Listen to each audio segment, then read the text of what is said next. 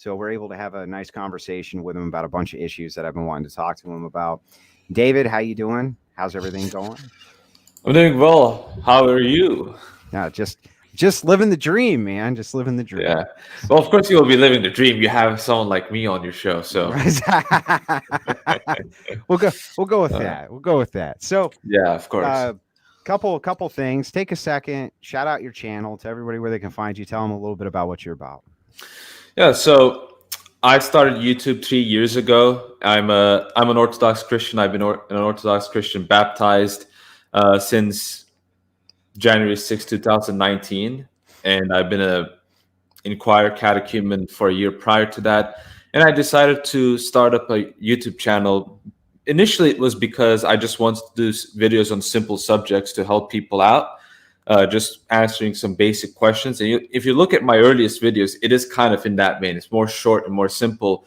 But over time, as I start to study and as I start to take my faith more seriously, things got a bit more in-depth. And now I mostly just do historical in-depth videos on Orthodox theology where I use various different citations, many of them primary sources, many of them secondary sources from good traditional scholars that know what they're talking about. And, you know, whenever there's an issue that a lot of people are debating on, I tend to just make a video on that issue and just say, hey, you know, this is what I found, go take a look. So I have various different videos on topics that most people in the sphere of theology don't really look at. So, for example, monophysitism, the question of, you know, what people call meophysitism. I'm pretty much the only Christian that actually did extensive videos on that topic. And I'm not trying to brag, but that's, if you go at YouTube, it's only going to be me, right? If you go on Google, it's only going to be me. Right, you might find some blog posts and stuff like that, but they don't really go much in depth. I'm not saying I'm a pioneer or anything. I'm just pointing out that I like to look at things that most people don't look at. I like to look at theology and its effect and how it influences our political beliefs. I like to look at certain historical theological debates and relate them to, you know, how it affects society and how it affects your church. And, you know, maybe a theological error might, for example, lead you to liberalism in your church. I mean, I certainly, for example, believe in that idea. So I will say that's pretty much what my channel focuses on. 90% of it is that. And sometimes I talk about, you know, cultural, political stuff. I used to be very much into it in 2016 and thereabouts, but I've been more cold about that since then. So that's pretty much how I will introduce myself. Well, it's interesting. Your channel has quite the spread, like you were saying. It goes over everything from cultural phenomenons to geopolitics to straight up Orthodox apologetics. I think that all of that's very interesting, and I like the historical videos as well. One of the reasons I wanted to bring you on, and might as well dive into it, is I saw your Tate video and kind of your breakdown of Andrew of what's going on with that situation in the Manosphere, or what we call the Manosphere. You called it something else, though. You called it like the masculine culture or something like this. I think so. Well, the thing is so you may not know this, but there's a few of the, like, we call them PUA, the pickup artist community, right? The Crucible, the Christians on the Crucible are always duking it out with these guys, like just constantly. And it's a lot of fun to do. Don't get me wrong. Like, I enjoy mixing it up with various assholes on the internet. I just always have been that way. But I found your takes on this to be interesting. So what's causing this cultural phenomenon? What's causing the manosphere and the man culture? Is it a global phenomenon? Is it US specific? Like, what's the deal with it? So the first thing it's kind of like a minor warning. I probably forgot a lot of the good points that I make. So I'm going to try to recall. But you asked about whether it's local or whether it's universal. It's definitely universal. It's starting to make it spread. In Turkey, I see some people kind of talking. It's more casual. It isn't like super PUA, but I see the idea. There's a Turkish manosphere, dude? Like a Turkish pickup artist community? Well, it's not the same as it is in America, but you see channels geared towards that audience. I mean, the more popular ones, and that's more accessible to a lot of people, tend to be, you know, they're more like in line with normal culture, so to speak. So they're not really full on PUA Manosphere, but like they will give Manosphere-ish advice. And I will say in cultures like Turkey, those advices sound a lot more pleasant, so to speak. So it sounds more normal. It's like, oh, I got to do this and I'll get chicks. Yeah, that sounds good. You know, they don't get into like stupid discussions about, oh, that's misogyny, you can't do that. You know, in cultures like ours, it's like we don't even know what that is. Like a lot of us don't even know what that is, and a lot of people who do know what that is think it's ridiculous and idiotic. So, do you think that maybe the reason the Manosphere, and I know it's not just like I reference pickup artist communities a lot, but I understand that the Manosphere is a very large, encompassing type of thing, right? Do you think that a lot of the reason there's such a hyper focus on it, the way that it is in the West, is because of all the women here that are just straight up skanks? That's definitely a big reason behind it. My main take on this is if you really want to understand the core of Manosphere stuff, you really have to go at like things like Lookism and even to like the incel black pill stuff. I think really the core kind of ideas. Wait, you mean like groypers? Wait, like incel black pill, like groypers? Not like, those. Those are like the caricature versions. I'm talking about like the actual ones. And the reason why I'm saying that, I'm not trying to say that PUAs are being influenced by these people. I'm just trying to say that if you logically, you know, consistently try to follow the train of thought, you kind of end up having very similar ideas, just very different conclusions, I think.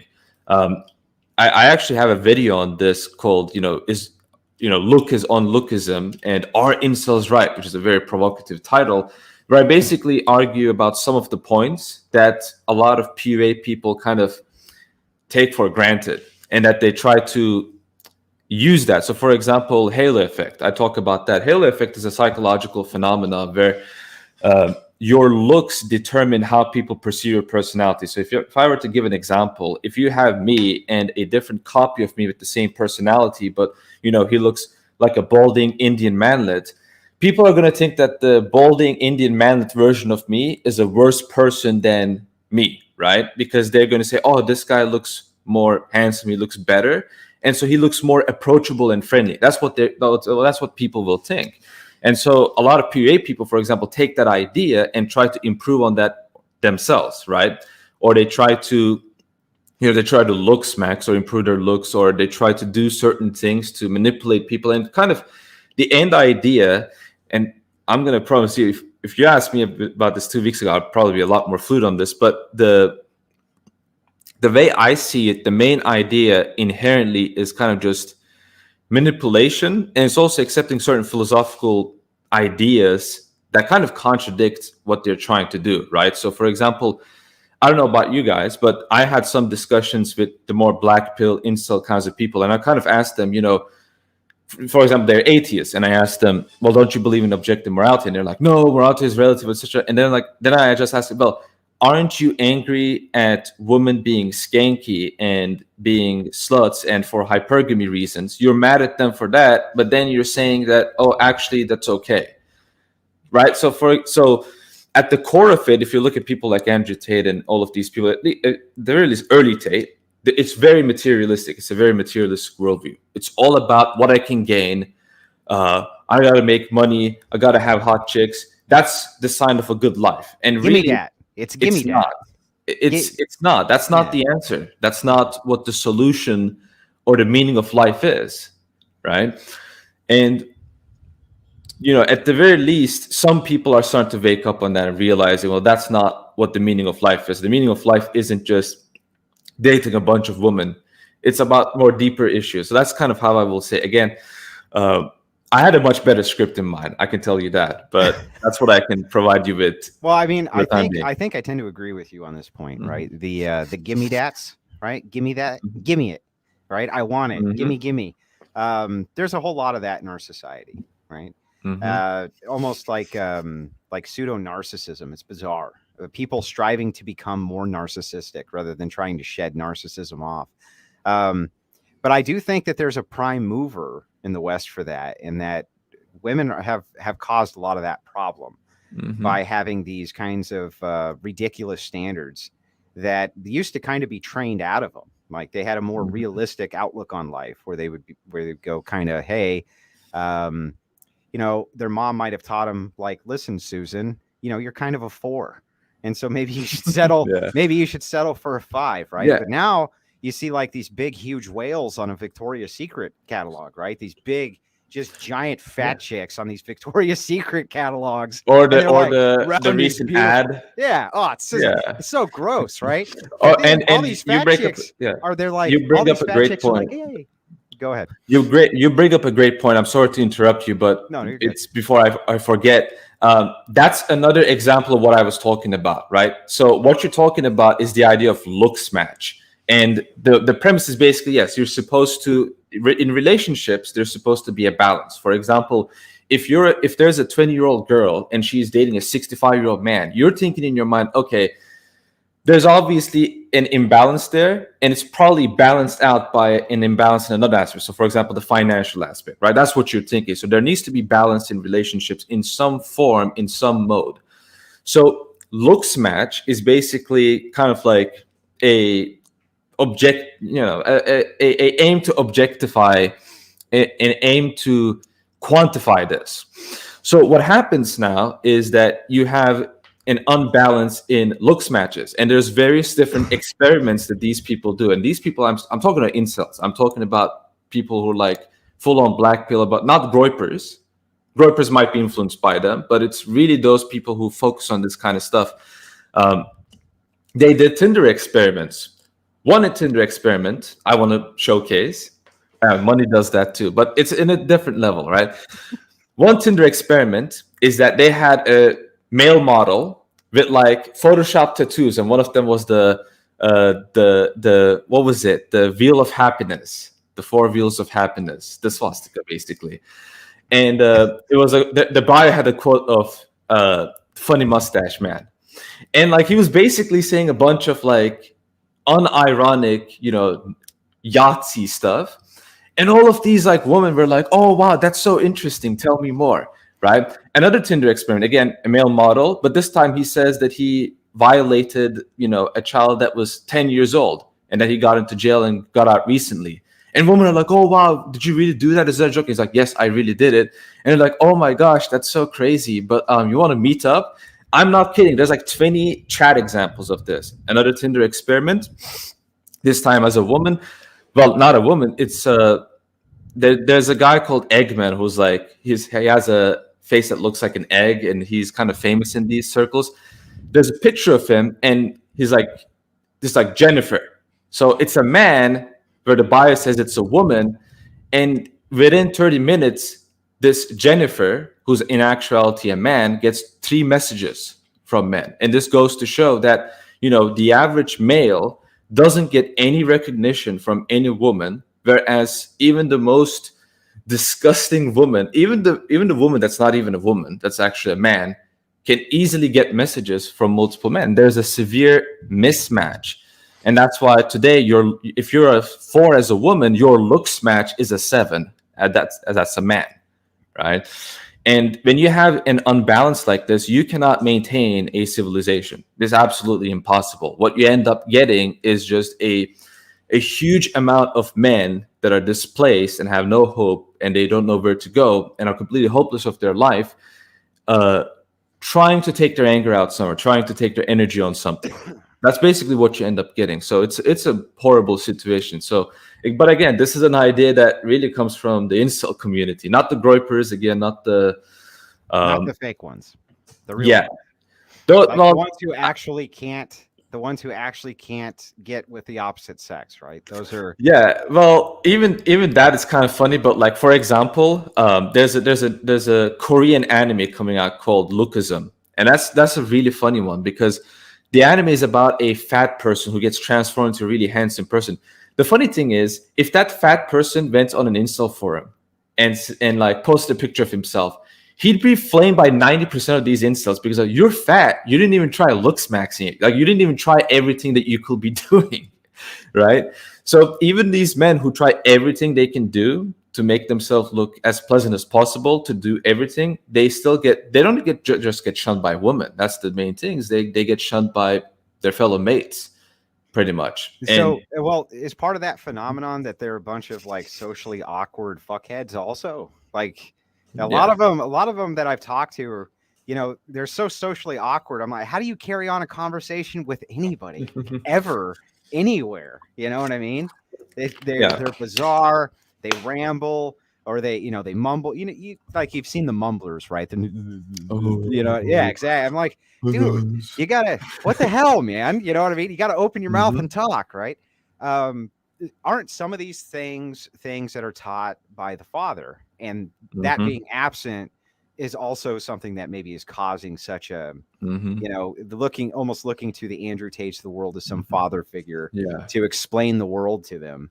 That seems to be absent, and that's becoming fast a global phenomenon as well, isn't it? Yeah, well, you talked about fatherhood. That's a critical point, because back in the old days, the golden age of the 11th century, I'm being facetious here, but back in the golden ages, to be an elder. Wait, you're the type of 12th century hater, David?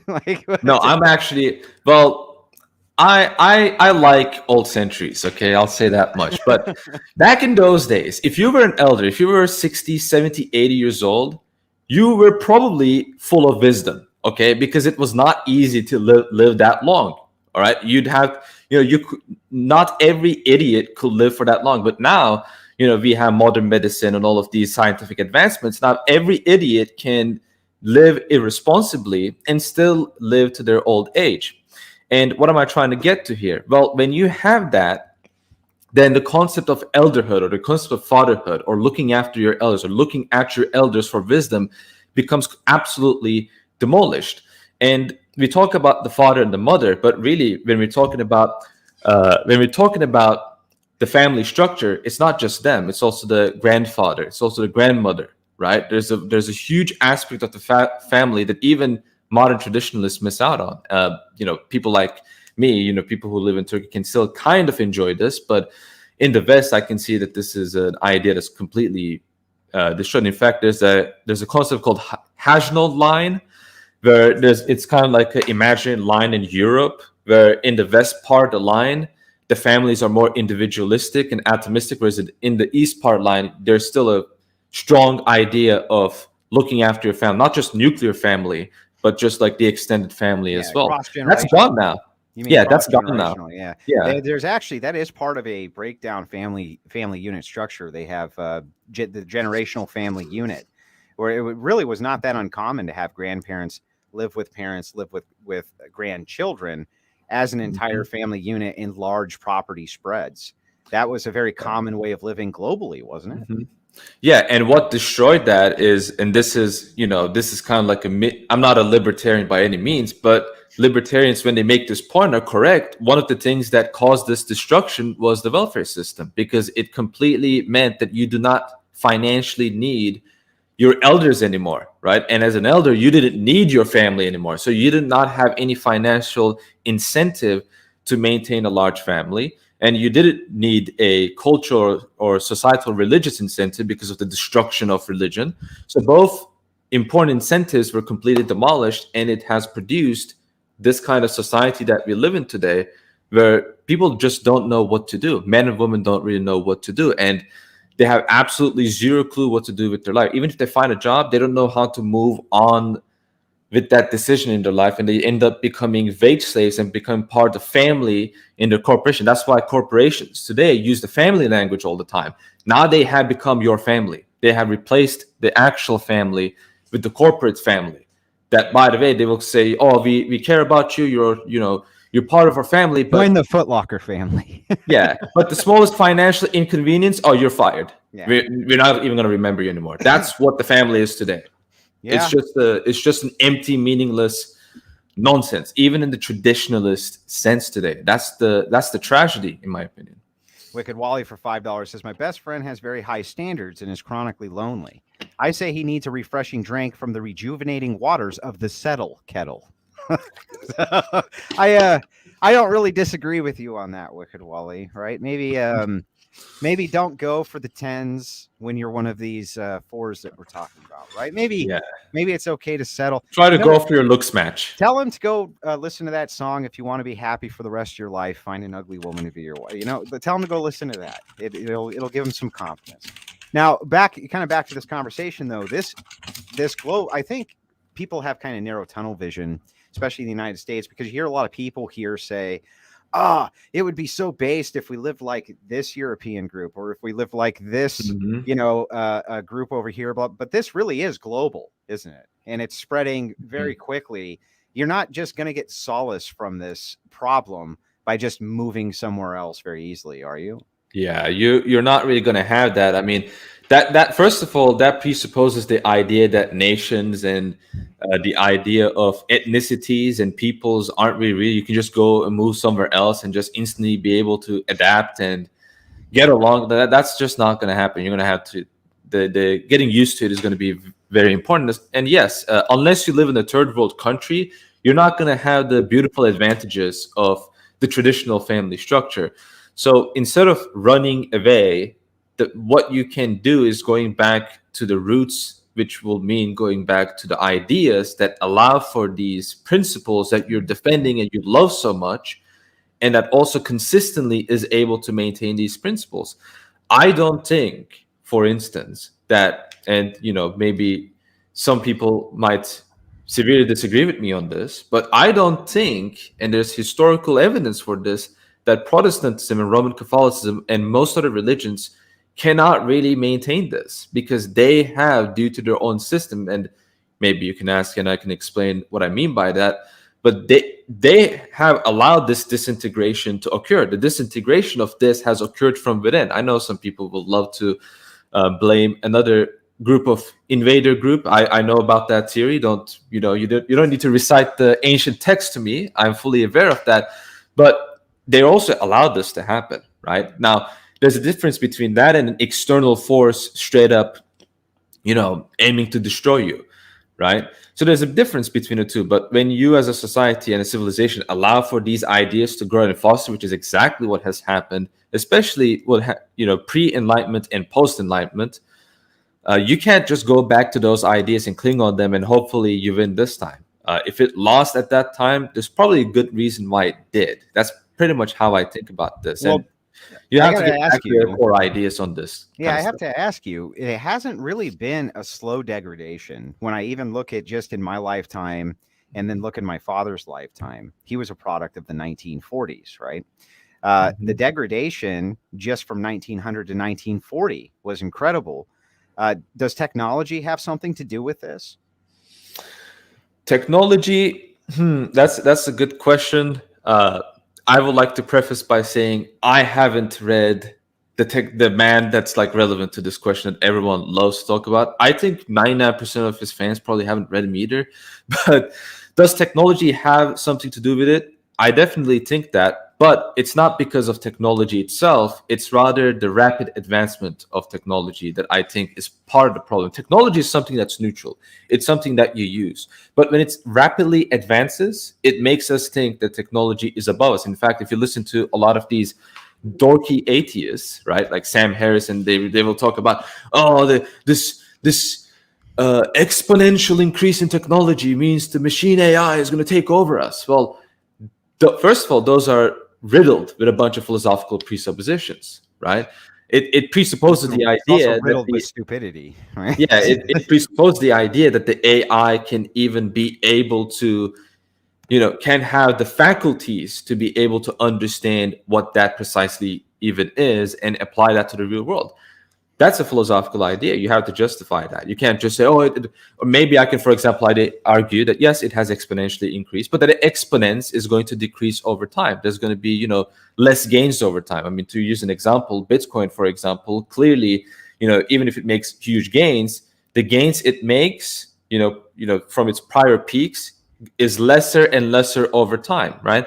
There was a term for this, but I forgot what the term was. But I think you and your audience gets the idea of what I'm talking about. I can argue for that as well, and that will prove my point. And I could make the case that that's never going to happen, right?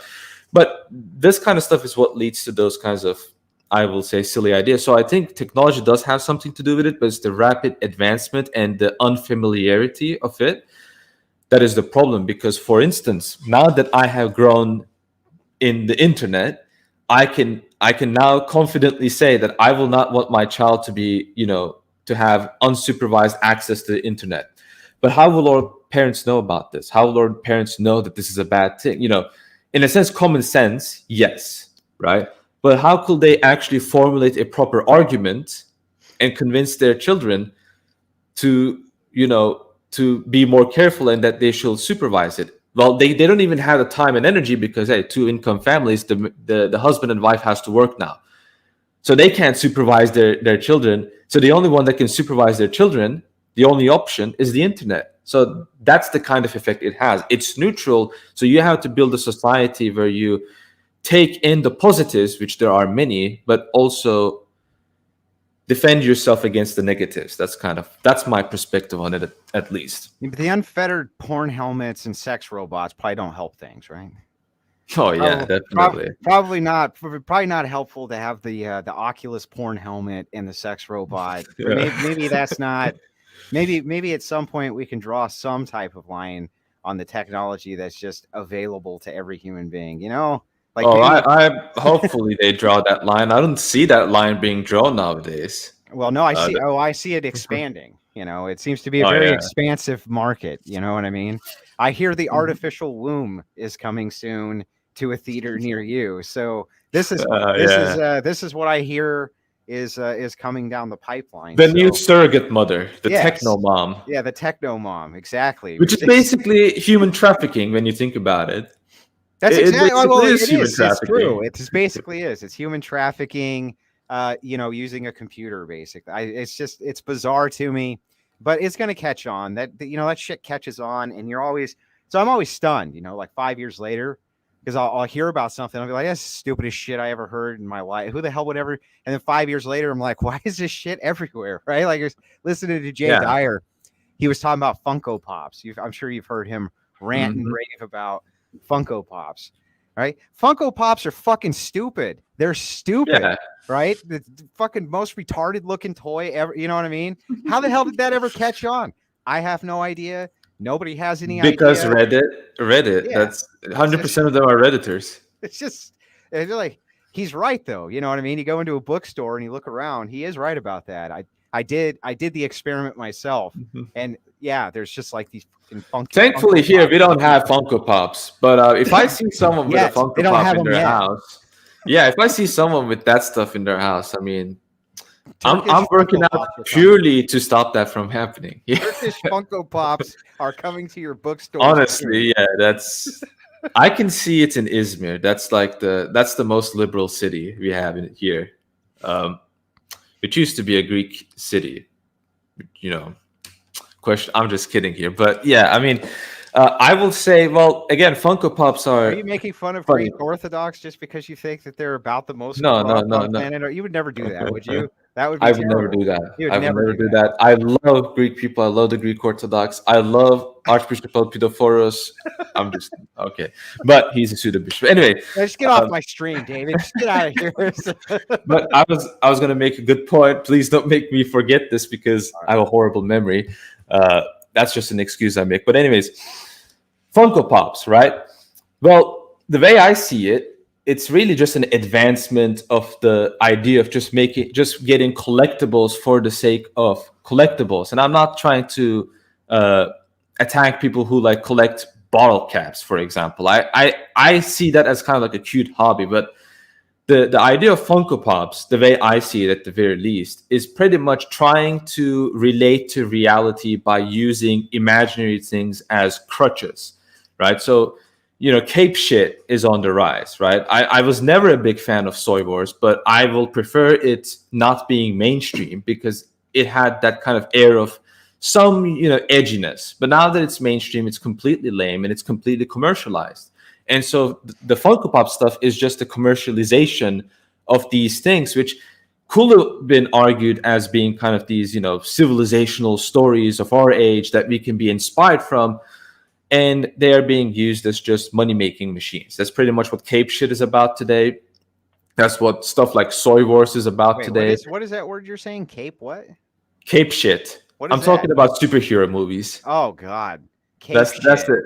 Yeah, that's the traditional name of is Cape. Oh, I see. Yeah, okay. Cape shit. Yeah. Yeah, you're right. Well, that is true. The same things happen with anime. There used to be good anime. I don't know if you know that or not, but there really was.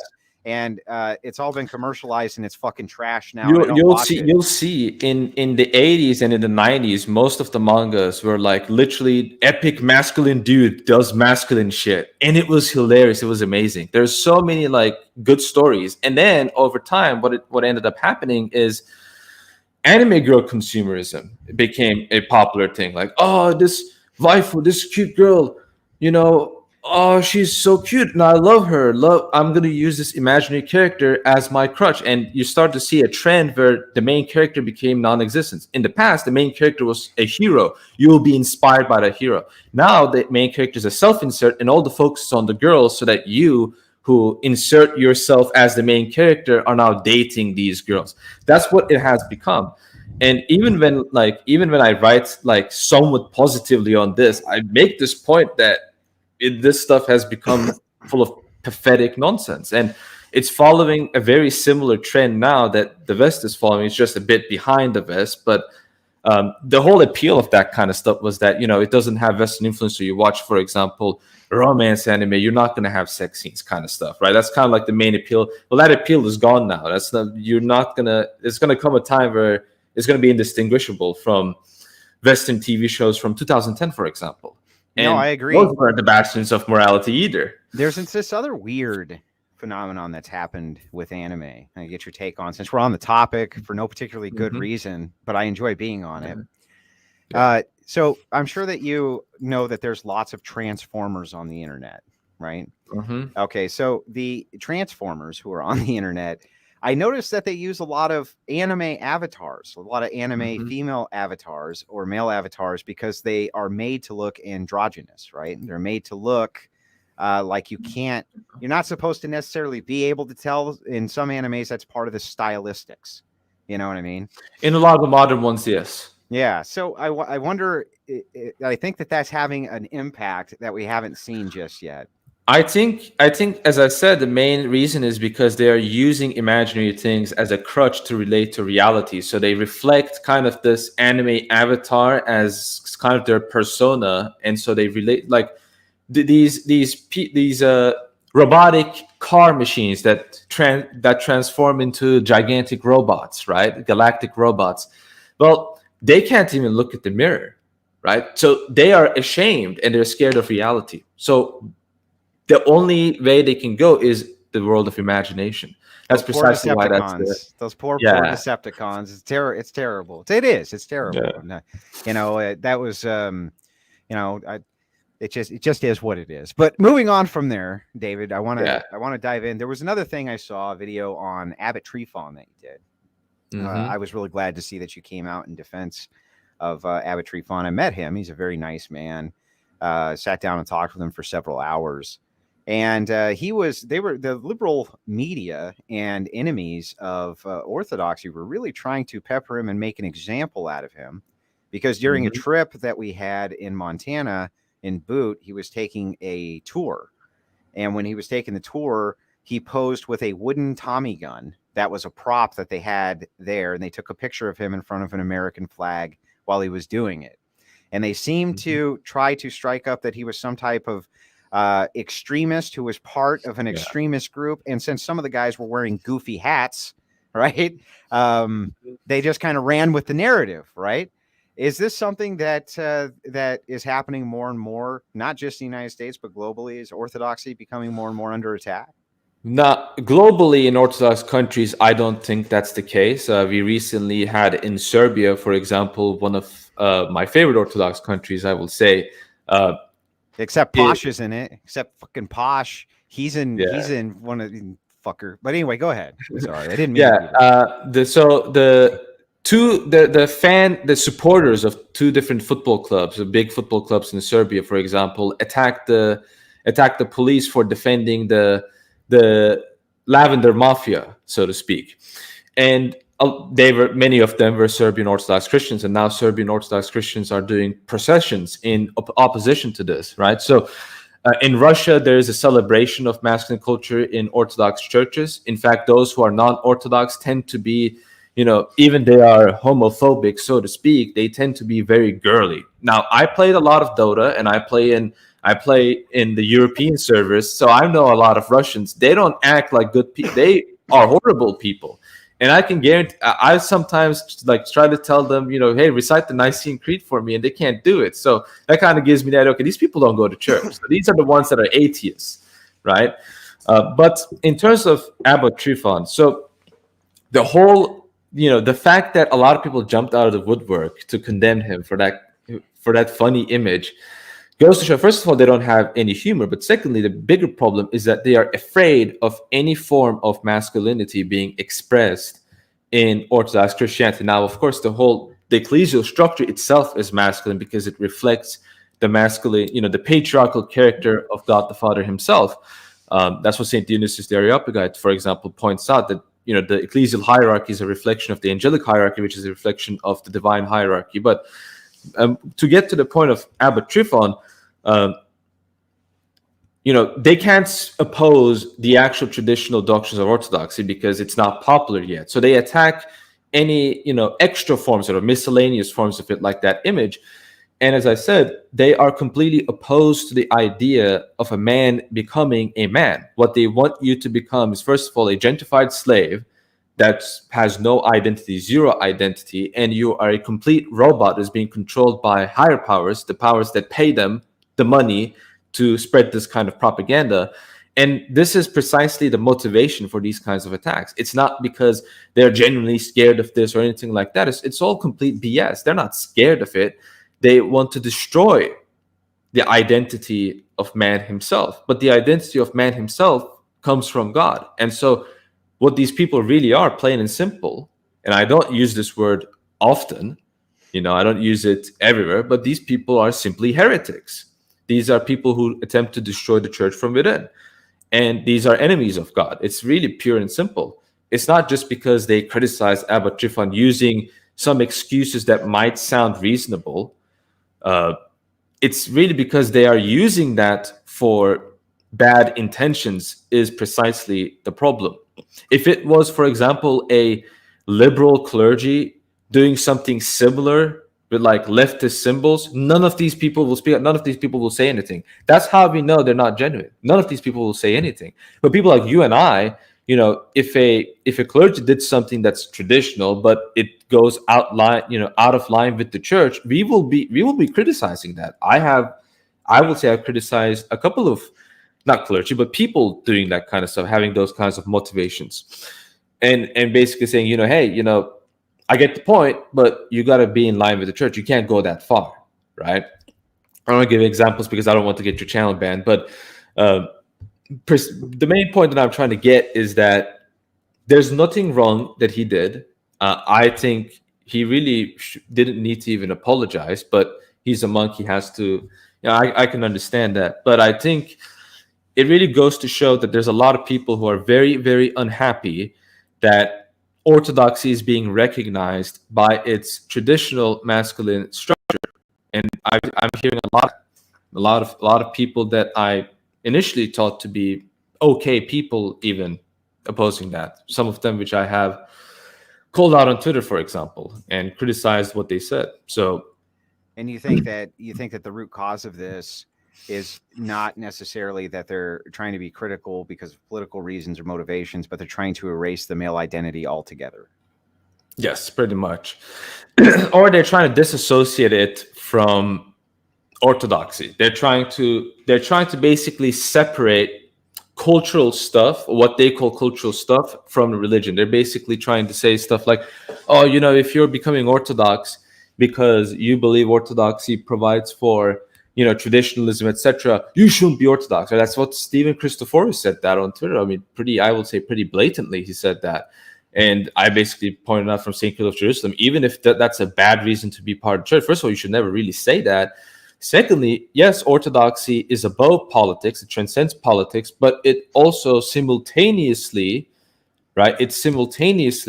has beliefs that some might say are political. And let me give you an example. Abortion, right?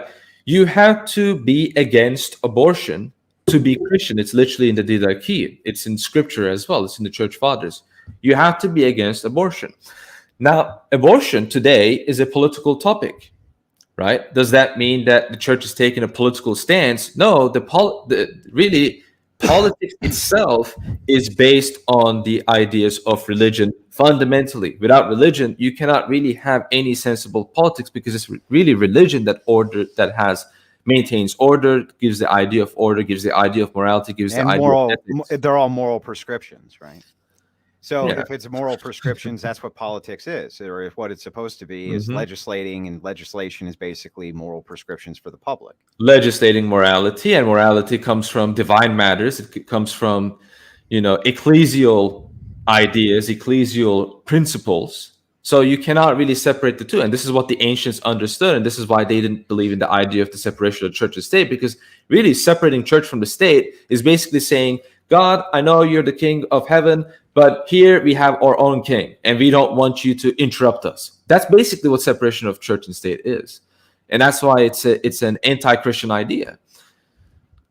Well, it's interesting you say that. There have been a lot of debates on this very topic right here on the Crucible. And I very much enjoy them, but I think the idealism of Americana, as it were, is that we've always had a separation of church and state, when also that's not true. When the founders themselves, they essentially tried to write some type of Protestant Christianity into our Constitution. It's true that they had all types of philosophies that were going in there, that they were, the John Locke type of philosophies and Enlightenment philosophies behind those. But certainly these were very religious men who were running around in the 1700s. There's no doubt that that's true.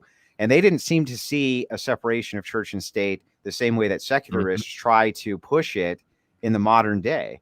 And I don't think anybody really in the 17th century or 18th century thought so. I don't think anybody in the 18th century really was looking at a separation. Oh, there's a lot of things that they didn't think. For example, they didn't think that America was a melting pot, right? In fact, after the Constitution, they legislated certain things about how, the country is of a certain stock of people, right? But now people don't even care about that. For example, they don't think it's part of, American culture, American history, but it is. And now that principle has completely been eroded, because it's funny that you mentioned that, because I will say, first of all, number one thing I want to say is that the way I see it, America was just kind of like it's a Christian nation, but it doesn't really specify what kind of Christianity per se. And that can be explained by the fact that there were various different sects. And in fact, I will say even Orthodox Christians were recognized. And I believe an Orthodox saint was recognized. One of the first times he was recognized was by the American Parliament, but I might not be correct on that. Someone in live chat might give you further details on that. But the second point I want to make that is more important is that the principles it was found out. I'm not trying to hate on it, but the way I see it is the same folly of things like sola scriptura, right? Today you have debates on how we should interpret the Constitution, right? We give authority to a few select men and they interpret the Constitution.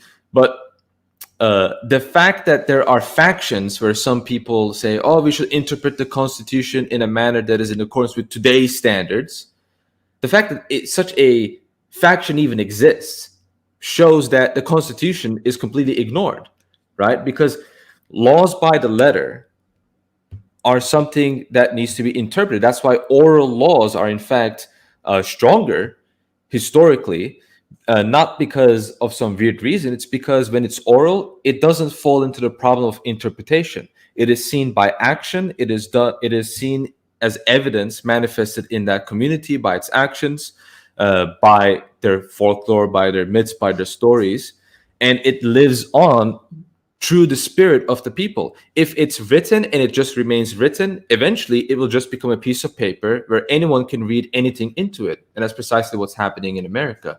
And that's precisely what, Christ prevented by in the Orthodox Church, at the very least, when he established it as his body. And we don't have that problem for that reason, because we don't see doctrine as something that proceeds from just written letters and we're just interpreting it our own selves, but it's a living community, a living tradition. It's not legalism, in other words. It's not legalism. Legalism, right? The Protestant legalism, right? Well, it says this, and that's what it means, Carl, right? Protestant. You have to understand, Carl, that today's modern standards completely different now. So you can't read it like that. You're being bigoted. What kind of fucking jerk makes fun of Americans with that accent? What kind of asshole does that? David Erhan does that, ladies and gentlemen. Yeah. So I got to ask you a few more questions. I'm sorry. You look very apologetic, very, very upset with yourself right now. A couple more things I wanted to get to while I had you. The next big one is we hear this a lot as a meme. But in memes, there's a lot of truth. Let's not kid ourselves. There really is. The Coonpods and Bug Eating, right? The Coonpods and Bug Eating, put on the David Erhan futurist hat, is the Coonpods and Bug Eating coming to a city near you? Well, you got to explain to me what the Coonpod is. Okay, because I'm an innocent boy. I don't know what these ideas mean. Okay, so these are essentially just memes saying like the future forecast is that most people are going to be living in like little 5x5 square rooms, and they're going to phase meat out altogether, and we're all going to eat bugs. Oh yeah. That's well, I don't even need to put the futurist hat. I can see very clearly that this is something that is already happening.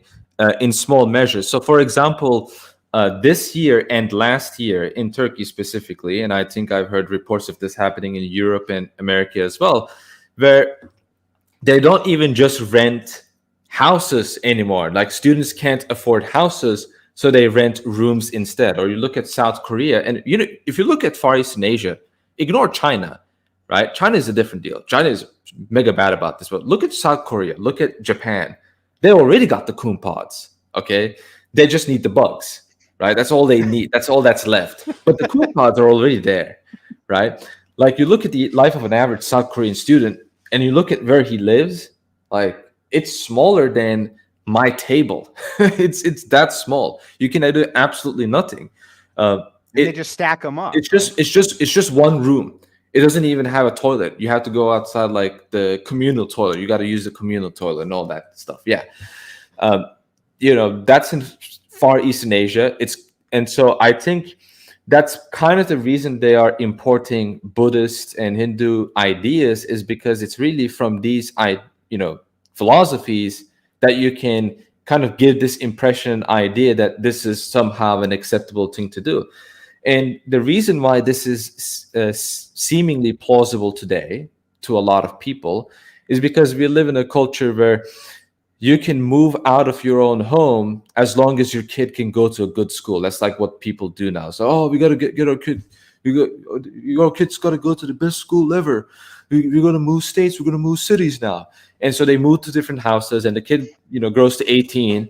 And in individualistic country in Western Europe, in America, they basically say, okay, you're 18 now, get the fuck out of my house. You're going to be going to university now, and you're going to go to a dorm, then you're going to rent a house. Well, look what you've done. Previously, multiple people lived in big houses, right? 7, 8 people lived in the same house. 4 or 5 people lived in the same house. Now, it's maximum 2, 3 people, sometimes 4 if you're lucky.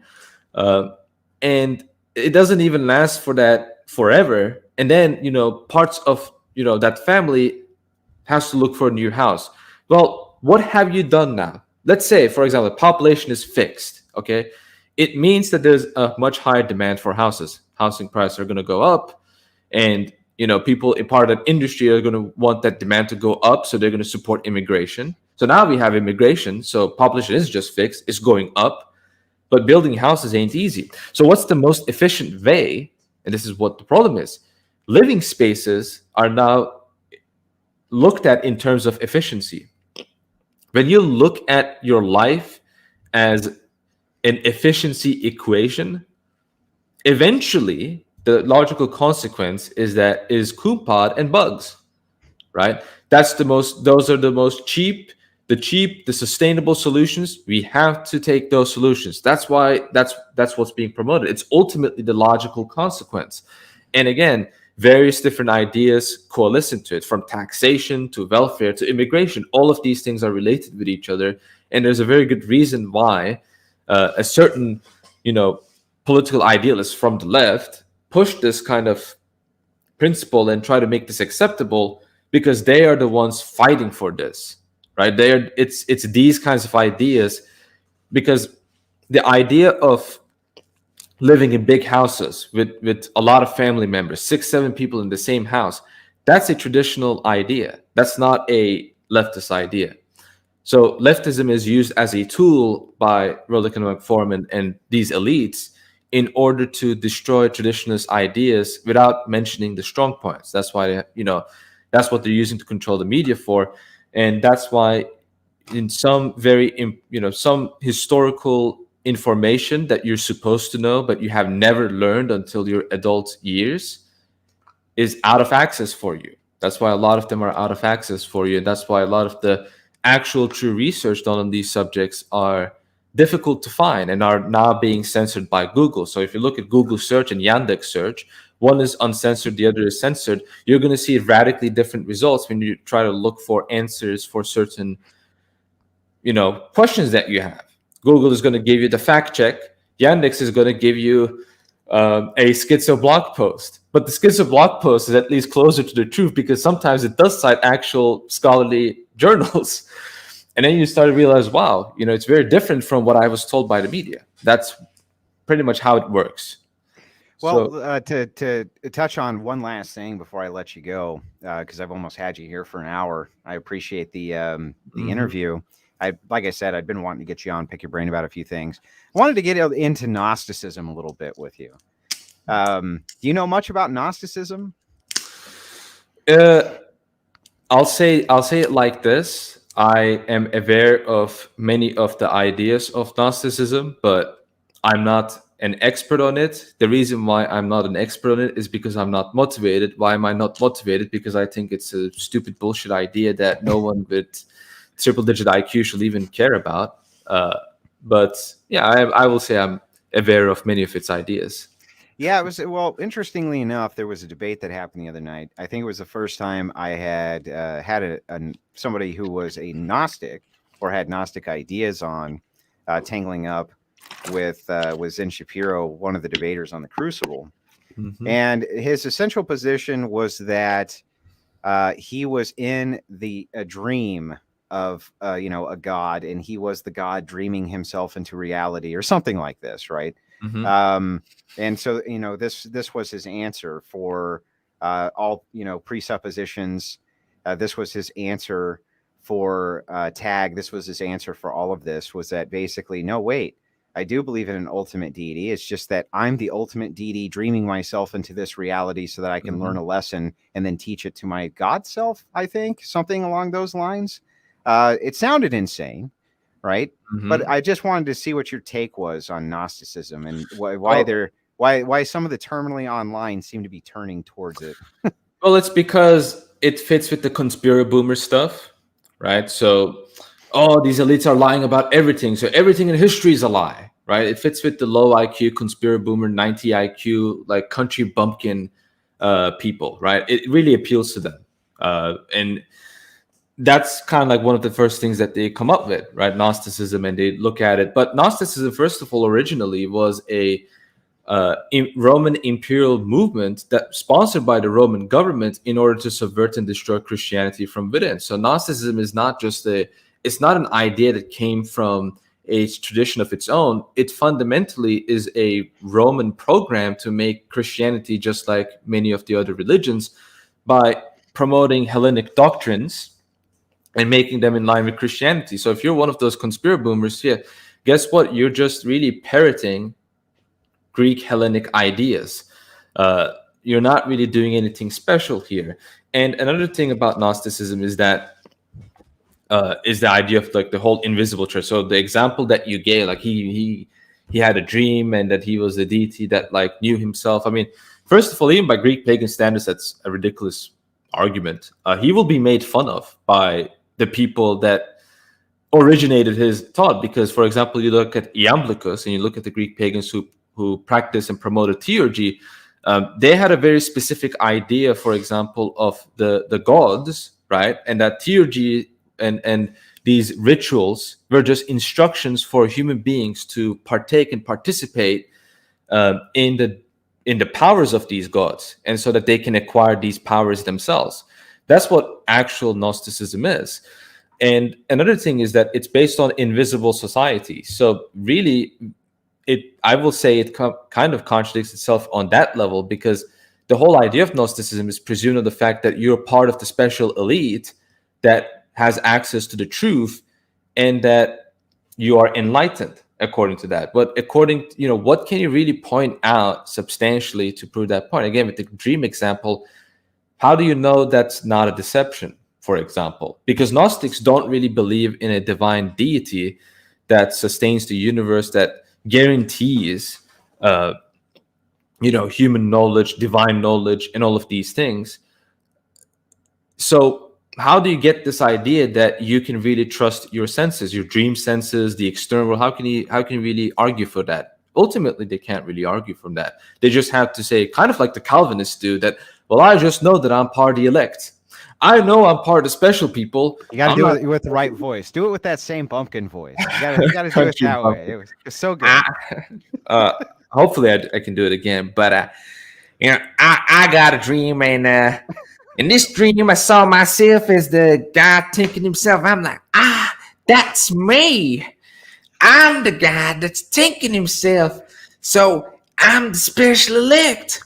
And you're the dumb country bumpkin that I gotta teach for you to learn the truth. But you're not even gonna learn the truth because you're not part of the special people. And these are already picked out at the beginning of time by chaotic forces of nature. That's how that someone like that will think that way. I mean, like, hang on. This is Calvinism as explained by David Erham, ladies and gentlemen. Not even Calvinism. That's more like Gnosticism, right? But like, Calvinist Gnostic. I don't even think that exists. But like, for example, I know a country bumpkin guy who's like, he's obsessed about Nephilim stuff, for example, from the Book of Enoch, and like the ancient technologies, as if that's the end all be all of like ancient history. It's like, oh, there's insane ancient technology by fallen forces. I mean, that's really not that spectacular. I mean, there's a lot more I mean, hey, a sinner being sanctified by God's grace, I think that's very spectacular. I mean, isn't repentance spectacular? That's what I will kind of like look at it, folks, from. But to get back to the topic of Gnosticism, to me, it seems very difficult to actually honestly maintain that you have a tradition, a succession, and a reliable system to know truth. Because even if you were to accept Gnostic presuppositions, I mean, it doesn't exist continuously. It's always been destroyed. It's always been corrupt. And they already say, well, everything is a trick by the demiurge. So how is it that you coming to know about this demiurge and all this kind of, how's that not a trick? Maybe you're being tricked by the demiurge to attack another force of nature, when the real demiurge is like, how do you not know of these things, right? Ultimately, you need to affirm that your presupposition is a deity that is divinely good, that is fundamentally opposed to evil, that is, evil is opposed to the divine nature, right? And so deluding people and having this evil created stuff is completely out of the table. So you need a good God, basically, to be able to provide you with that substantial. Now, I know that the Gnostics will say, well, we believe in a good God, but the way I see it, this good God is inaccessible. And that's the main problem. He's an inaccessible deity that really has no control, doesn't even care about having control. And he's completely separate from creation. So there's no interaction between, creator and his creation. That's why there's the demiurge that's created things, right? That's pretty much like so when you look aside the smoke and mirrors, that's why, like, to me, it seems like a children's tale. No, children's tale is more realistic. I mean, Narnia is more realistic than this nonsense. Well, maybe Narnia is just a dream, right? Yeah. But to final note again, if you read God, History, and Dialectic by Dr. Farrell, he notes that it's a Roman imperial campaign to subvert Christianity, and it's utterly failed. Right? It's utterly failed to do that. It got stamped out by various different heroic bishops, really, by various different great bishops, Saint Irenaeus of Lyons, for example. So it's a non-factor, I will say. Gotcha. Before I let you go, take a second again for all the new people who are coming into chat or who got here late.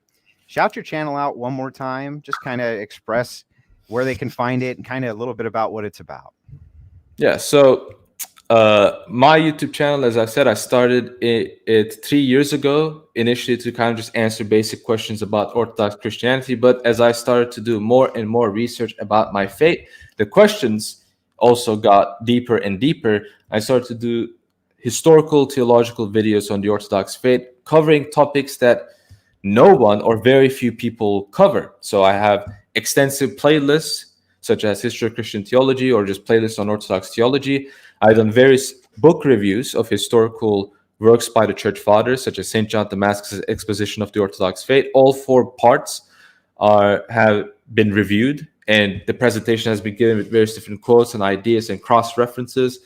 I've looked at books such as On the Incarnation by St. Athanasius, and I looked at the various different theological ideas by various different church fathers, early church fathers, such as St. Gregory the Theologian, St. Basil the Great, St. Gregory of Nyssa, particularly, I will say, St. John Damascus, St. Photius, even St. Gregory Palamas, though one thing I will say about that is that I barely cite St. Gregory Palamas, and the reason why I do that is not because I'm against him. He's a great saint. It's just that I'm trying to make a point that his ideas existed in the early church, for example, because that's kind of controversial, right?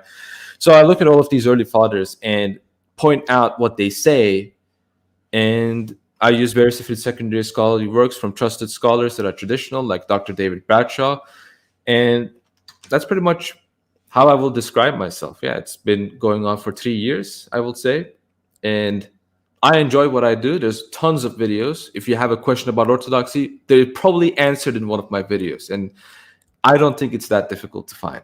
So hopefully you enjoy. And for the audience, we will have this interview up in the community tab, and of course, we will have links to all of Mr. Erhan's social media that you can find him at and his YouTube channel. We always do that for all of our guests. We sure appreciate him coming on. Make sure that you subscribe to his channel. There's a lot of interesting stuff there. My wife, always, because I'm always working like 24/7, right? Either I'm working on the channel or I'm working at my job or I'm working on my network or one variation thereof. But she actually introduced me to the channel. I've been enjoying it, especially. I've been enjoying a lot of the videos while I drive. I get an opportunity to listen to a lot. So I appreciate your time so much tonight. And from everyone here at the Crucible to everybody out there in Crucible land, have a great night. Yeah. Oh, wait. One more thing. I'll see you at the top, David.